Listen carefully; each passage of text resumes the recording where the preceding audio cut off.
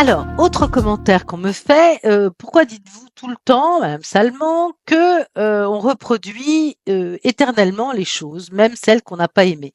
Bah, parce que nous sommes des êtres d'imitation. Si nous, mangeons avec une fourchette, bah, c'est parce que, on a vu nos parents manger avec une fourchette.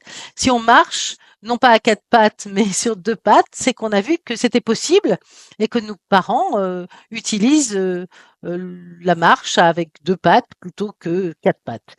Et bien, en fait, si on prend ces 2 exemples-là qui sont anodins, on s'aperçoit qu'en fait, c'est vrai pour tout, y compris les modes de pensée. Donc il faut vraiment avoir beaucoup de ressorts pour pouvoir s'identifier en propre et par exemple, renoncer ou accepter, de considérer que, par exemple, des opinions politiques, appartiennent à nos parents, mais qu'on n'est pas obligé d'avoir les mêmes.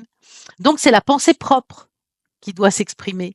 Et par pensée propre, il faut comprendre individualisation puis individuation. Et ça, c'est 2 éléments que j'explique dans mon livre qui sont assez intéressants parce que l'individualisation, c'est quand on en a marre de la tutelle des autres et qu'on veut commencer à vivre par nous-mêmes en tâtonnant pas à pas pour apprendre les choses de la vie.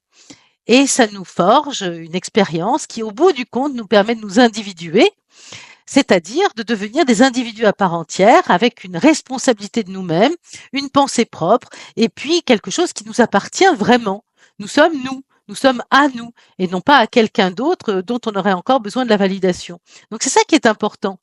C'est pour ça qu'il faut arrêter de copier ce que les autres font pour commencer à inventer, donc ça demande quand même de la créativité, inventer ce qui serait bon pour nous compte tenu de l'opinion que nous avons des choses et de l'expérience que nous avons des événements de la vie. Donc c'est au fur et à mesure des événements qu'on acquiert cette maturité pour devenir pleinement propriétaire de nos opinions, de nos pensées, de nos réflexions. Ça ne veut pas dire qu'elles n'évoluent pas. On peut aussi écouter celles des autres et modifier, forger d'autres points de vue.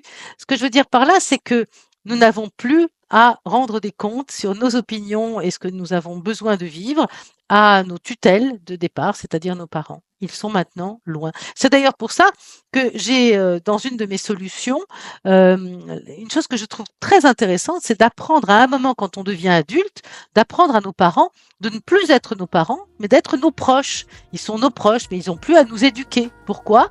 Parce que l'expérience de la vie que nous avons commence maintenant à se sédimenter et forge en nous, ce qui nous rend particuliers et non pas inféodés à des parents qui seraient éternellement des parents.